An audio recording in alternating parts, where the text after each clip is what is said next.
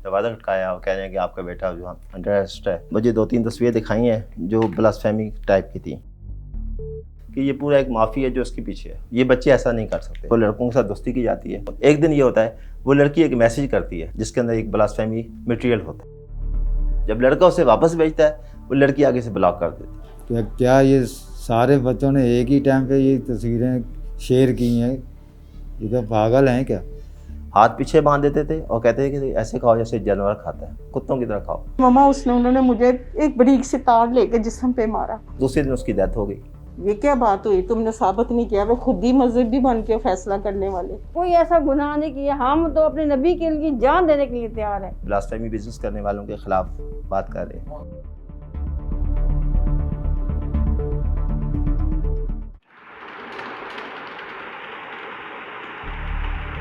Computer screen पर निगाहें जुमाकर keyboard पर तेजी से उंगलियां चलाते इस शख्स का फर्जी नाम जमाल है। जमाल अटक में इमाम मस्जिद थे और वहां एक कनाल के घर में रहते थे, लेकिन अब वो सब छोड़ छाड़ कर लाहौर में एक कमरे के मकान में मुंतकिल हो गए हैं। इनकी इस हिजरत की वजह इनके 16 साल के बेटे की तौहीन मज़हब के एक मुकदमे में FIA के हाथों गिरफ्तारी है। जमाल के बेटे पर इल्ज़ाम है कि इसने मुबैना तौर पर तौहीन अमेज़ तस्वीर और वीडियोज़ व्हाट्सएप के ज़रिए शेयर की थी। हमारे घर कुछ लोग आए हैं, दरवाज़ा खटकाया और कह रहे हैं कि आपका बेटा जो अंडर अरेस्ट है। मैंने कहा कौन से डिपार्टमेंट में? तो उन्होंने हमें डिपार्टमेंट नहीं बताया। तो मैंने कहा सर आप कोई एलिगेशन कोई मुझे FIR दें, कुछ बताएं। तो उन्होंने कहा FIR हम आपको दे देंगे, लाहौर में उसके ख़िलाफ़ FIR है। मुझे 2-3 तस्वीरें दिखाई हैं जो ब्लास्फेमी टाइप की थी और ऐसे पेज पे। मैंने कहा ऐसी तस्वीरें तो कोई भी बना सकता है। मैं भी ऊपर आपका फ़ोन नंबर लगा कर नीचे हज़ारों तस्वीर लगा कर कह दूँ कि ये प्रूफ है, मैं इसको कैसे मान लूँ? आपके फ्रांसिक कहाँ है, क्या चीज़ है आपके पास, मुझे FIR दें। उन्होंने कुछ भी नहीं दिया। मेरे बेटे से 1 मिनट मुलाकात कराई है। वो आया ऊपर, उसको बुलवाया ऊपर, वो सामने आया। मैंने कहा ये क्या कह रहे हैं? कह रहे जी मुझे नहीं समझ आ रही क्या कह रहे हैं। उसके बाद वो उन्होंने कहा कि बस अब आप जाएँ। तो मैं उनसे FIR मांगता रहा। फिर मुझे बहुत ज़्यादा वो दूसरे वो डिप्टी डायरेक्टर था इकबाल, वो 2-3 और थे, कहते जाएं जी आप तकरीर मत करें, आप क्या करते हैं? मैंने कहा मस्जिद में। कहता हाँ किसी से बात नहीं करनी, आपकी मामला खतरे में पड़ जाएगी, लोग आपका घर जला देंगे, ये हो जाएगा वो हो जाएगा। लेकिन इस सब के बावजूद जमाल ने हिम्मत हारने की बजाय इस चीज़ का मुकाबला करने की ठानी, क्योंकि इनको यकीन था कि उनका बेटा बेकसूर है। जमाल ने जब इस मामले पर तहकीक की तो उन पर इंकशाफ हुआ कि ये सब एक गिरोह मुनज़्ज़म तरीके से कर रहा है और वो इस अजियत से गुजरने वाले अकेले शख्स नहीं हैं। फिर पूरा महीना तो मैंने देखा है कि आया इसमें क्या कुछ मेरे बेटे से अगर गलती हुई है तो मैं पीछे हट जाता हूँ। पूरा महीना मैंने उसको सिर्फ वो एक न्यूट्रल होकर देखा है। तो मैंने वहाँ पे भी लोगों से मिला, फिर वहाँ पे FIR देखी, लोगों के ये सारे सीन देखे, तो फिर पता चला कि ये तो एक पूरा मुझे समझ में आ गया कि ये पूरा एक माफ़ी है जो उसके पीछे है। ये बच्चे ऐसा नहीं कर सकते, क्योंकि कई फैमिलीज ऐसी थी जो जिनके बच्चे इतने पढ़े लिखे भी नहीं थे। कई अंदर डॉक्टर्स हैं, इंजीनियर्स हैं, कई मुफ्ती हैं, कई हाफिज़ कुरान हैं। मैंने जिसकी भी FIR देखी है ना, सबका मतन एक ही है। सबके ऊपर 295 ABCD का 11 पता नहीं क्या क्या लगाया हुआ। आप जिस बंदे की भी FIR देखेंगे सबके ऊपर यही एलिगेशन लगा, सब यही दफात लगी हैं। जितने all to one camp jail में, अडियाला जेल में, कोटलाखपत जेल में। जमाल का कहना है कि इस वक्त मुल्क भर में 400 से ज़्यादा लड़के लड़कियां इसी नौयत के इल्ज़ामात में जेल में कैद हैं। इस वक्त जो है ना राउंड अबाउट 400 के आसपास है।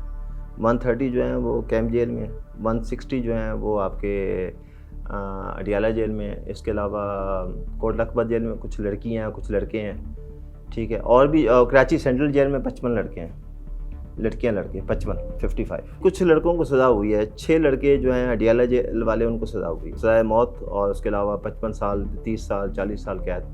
जमाल के मुताबिक नौजवान लड़के लड़कियों को इंटरनेट और व्हाट्सएप के ज़रिए हनी ट्रैप किया जाता है और बाद में जो FIR दर्ज होती है उसका मतन भी एक जैसा ही होता है।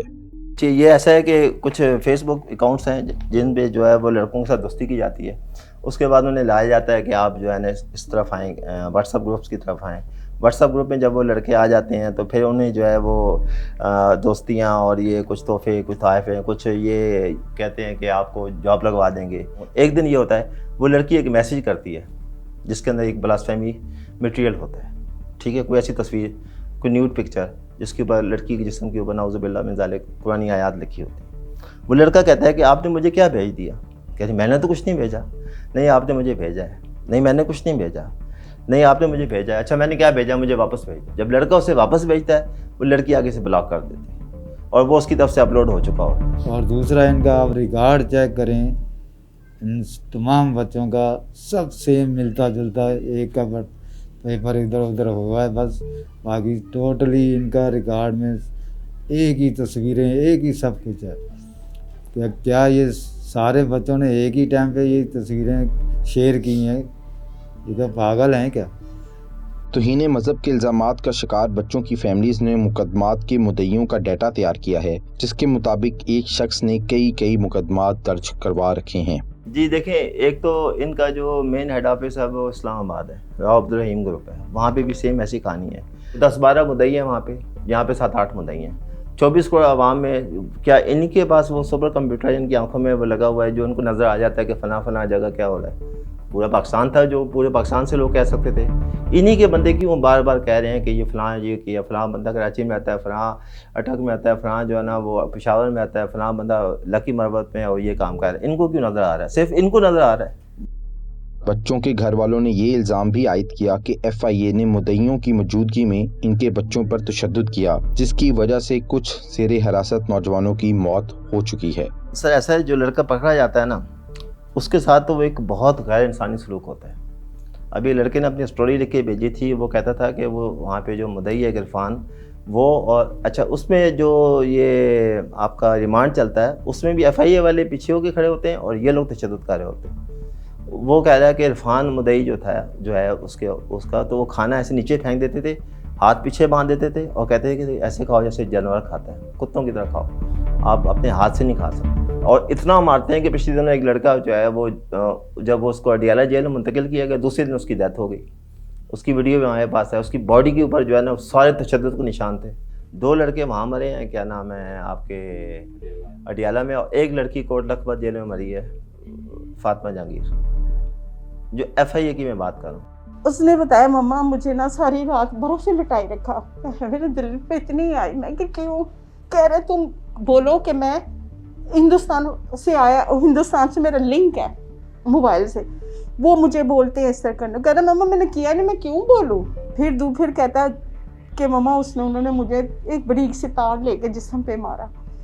پھر میں نے ایک دن پھر انہوں نے سوار میرے ناک منہ سر میں بھر گئی، پتہ نہیں وہ کیا چیز تھی، بڑی جلن مچی، میں بڑا ہی چیخا. میں کھڑے سارے میرے ہاتھ اوپر باندھ کے میری ٹانگوں پہ لکڑیاں مارتے رہے، ڈنڈے مارتے، تو کھڑا رہے. اب کہتا میں اکیلا، میں آپ کو بتاؤں وہ ڈرتا تھا اکیلا کمرے میں. کہہ رہا اندھیرا کر دے، مجھے ویسے ڈر لگا. میں کہوں اللہ میری ماں کہاں گئی. والدین کا یہ بھی دعویٰ ہے کہ مدعی عدالت میں پیشی کے موقع پر بھی ان کے بچوں کو دھمکیاں دیتے ہیں اور عدالت پر اثر انداز ہونے کی کوشش بھی کرتے ہیں. جب یہ کیسز چلتی ہیں وہاں پہ مدعیوں کے وکیل آئے ہوتے ہیں، ایف آئی اے کا وکیل پیچھے بیٹھا ہوتا ہے، مدعیوں کے وکیل آگے 2-3-4 کھڑے ہوتے ہیں اور وہ بحث کر رہے ہوتے ہیں. وہاں سے اگر کوئی بچہ آتا ہے تو اس سے بھی ڈراتے دھمکاتے ہیں، خاموش بولنا مت، فائر مار دوں گا. میرے سامنے ایک دن بچے کو کہا تو میں نے کہا آپ بچوں کو صرف ناخن لگا کے دکھا دیں، گولی مارنا تو بہت دور کی بات ہے. کوئی جج اگر ہماری بات، ہمارے وکیلوں کی بات سننے بھی لگتا ہے نا تو یہ اتنا شور شرابہ کرتے ہیں کہ چڑھائی کر دیتے ہیں. ایک وکیل بولتا ہے، دوسرا وکیل، تیسرا وکیل بولتا ہے، تو یہ اتنا پریشر ڈالتے ہیں کہ جج بھی بے بس ہو جاتا ہے. وہ آخر میں کیا کرتا ہے، کئیوں کی ضمانت خارج کر دیتا ہے، کئیوں کی طریقہ آگے ڈال دیتا ہے. جمال کی طرف سے مہیا کی گئی پولیس کی اسپیشل برانچ کی رپورٹ کے مطابق ایک گروہ نوجوان لڑکے لڑکیوں کو ٹریپ کر کے توہین مذہب کے غلط الزامات میں ملوث کر رہا ہے. رپورٹ میں کہا گیا ہے کہ گروہ اسلام کے نام پر غیر قانونی نیٹ ورک چلا رہا ہے اور بظاہر ایسا لگتا ہے کہ یہ لوگ فورن ایجنڈا پر کام کر رہے ہیں اور سادہ نوجوانوں کو بھتہ خوری کے لیے بلیک میل کرتے ہیں. اسپیشل برانچ کی رپورٹ میں یہ تجویز دی گئی کہ ایف آئی اے اس گینگ کی خفیہ حرکات کا پتہ لگانے کے لیے ایک جامع تحقیقات کرے. واضح رہے کہ اس معاملے میں بچوں کے والدین کا الزام بھی ایف آئی اے پر ہے، لیکن حیران کن طور پر تحقیقات کے لیے بھی ایف آئی اے کو ہی کہا جا رہا ہے. ایک محکمہ ایف آئی اے ہمارے بچوں کے خلاف اس نے ایف آئی آر کاٹی، ایک محکمہ. اب 3 محکمے جو ہیں وہ ہمارے بچوں کے حق میں ہیں اور اس بلاسفیمی بزنس کرنے والوں کے خلاف بات کر رہے ہیں. پہلا جو ہے وہ سی آئی ڈی اسپیشل برانچ کی رپورٹ ہے، ٹھیک ہے. وہ ساری کی ساری اس بلاسفیمی بزنس کرنے والوں کے خلاف ہے۔ اس کے علاوہ NCHR نے ابھی جو رپورٹ دی ہے 4 پیجز، اس میں بھی یہ کہا گیا ہے کہ اس طرح کے جو کیسز ہیں ان کو ری ایگزامن اور ری انویسٹیگیٹ کیا جائے۔ اسلامی نظریاتی کونسل کے چیئرمین نے کہا ہے کہ یہ جو مذہبی جماعتیں توہین مذہب کے قانون کا غلط استعمال کر رہی ہیں، ان کو اس چیز سے روکا جائے، کیونکہ سندھ ہائی کورٹ کا ایک فیصلہ آیا تھا جس میں کہا گیا تھا کہ یہ کام جو ہے کسی فرد واحد کا کام نہیں ہے، یہ اس کے پیچھے ایک بہت بڑا مافیا ہے۔ تو اس سندھ ہائی کورٹ کے فیصلے میں کہا گیا تھا DG FIA، DG intelligence bureau اور DG ISI اس معاملے کی تحقیقات کریں اور ایک رپورٹ پیش کریں۔ DG انٹیلیجنس بیورو نے ایک رپورٹ بنا کے بھیجی ہے NCHR کو، وہ رپورٹ ہم نے پڑھی ہے، وہ ابھی تک پبلش نہیں ہوئی ہے، وہ سامنے نہیں آئی ہے، وہ بھی ہمارے بچوں کے حق میں ان کے خلاف ہے۔ ہم نے اس تمام معاملے پر موقف لینے کے لیے FIA کے ترجمان سمیت متعدد افسران سے رابطے کیے، لیکن کوئی بھی سوالات کے جوابات دینے کے لیے تیار نہیں ہوا۔ ان کیسز میں زیادہ تر معاشی طور پر کمزور خاندانوں کے بچے پھنسے ہوئے ہیں اور مقدمات کی طوالت کی وجہ سے یہ لوگ غربت کی دلدل میں دھنستے چلے جا رہے ہیں۔ کئی فیملیز ایسی ہیں جو خواتین ہیں، بیمار ہیں، ان کے والدین پیرالائز ہو گئے ہیں، کئی بچے جو تھے جو گھر کے کفیل تھے وہی بیچارے اندر ہو گئے، ان کے گھر میں تو کھانے کے لیے بھی کچھ نہیں ہے، اور وہ بڑی مشکل سے اپنے گاؤں سے کرایہ مانگ کے بچوں سے ملنے کے لیے آتے ہیں۔ رشوت اتنی چلتی ہے ماشاءاللہ، ہمارے جو محکمے ہیں اس میں اتنی رشوت چلتی ہے، اگر بچے کو پیسے دیں تو اس کے بھی پیسے دینے پڑتے ہیں، سامان زیادہ ہے، یہ نہیں جائے گا وہ نہیں جائے گا، اس میں بھی پیسے دو۔ تقریباً جو فیملیز ہیں نا وہ نہ کرتے ہوئے نا جس کے بچے کو سال 1.5 سال یا 2 سال چکے ہیں وہ 15-20 لاکھ لگا چکے ہیں اب تک۔ اس کے علاوہ ان لوگوں کو مقدمات کی حساس نوعیت کی وجہ سے اپنے قریبی رشتہ داروں کے سرد رویوں کا سامنا بھی کرنا پڑ رہا ہے۔ ہم ایک اب کے بھائی کے گھر میں رہتے تھے، اب وہ چھوڑ کے ہم نے ایک گھر لیا علیحدہ سے، کیونکہ انہوں نے نکال دیا، ہم ٹینکیاں اوپر سے پھینک دی پانی کی، بہت تنگ کیا، اس وجہ سے پھر ہم نے وہ گھر ہمیں چھوڑنا پڑا۔ ہر صورت میں خالی کرو، بس خالی کرو گھر۔ میرے بہن سے ملے مجھے 2 سال ہو گئے، میرے بھائی سے ملے مجھے 2 سال ہو گئے، انہوں نے شاید نہیں، کوئی نہیں ملتا، کوئی بات نہیں کرنا پسند کرتا، سب کو بولا یہ جھوٹ ہے بھائی، یہ سب جھوٹ ہے، کون یقین کرے گا؟ اب ہم چھوٹے بچے کو رشتہ دار کو گھر میں اس کو رکھ لو تھوڑے دن، میں ہسپتال میں ہوں، یہ کوئی نہیں رکھ رہا، چلو تمہارے بھائی نے ایسے کیا، کو کہہ رہا چلو، میں لے کے اس کو سڑک پہ بیٹھے رہے، بتاؤ۔ FIA کے الزامات کچھ بھی ہوں اور لوگوں کو رشتہ دار جو مرضی تانے دیں، والدین کو یقین ہے کہ ان کے بچے بالکل بے گناہ ہیں۔ ان زیر حراست بچوں کی فیملیز یہ چاہتی ہیں کہ اس تمام معاملے کی تحقیق ایک جوڈیشل کمیشن کرے تاکہ کوئی بھی نوجوانوں سے روشن مستقبل کی امید چھین کر انہیں جیل کی تاریک چکیوں کی نظر نہ کر سکے۔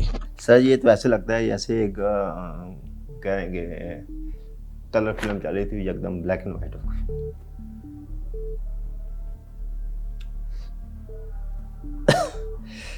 میرے بیٹے کا مستقبل، اس کی زندگی، ہماری زندگی سب داؤ پہ۔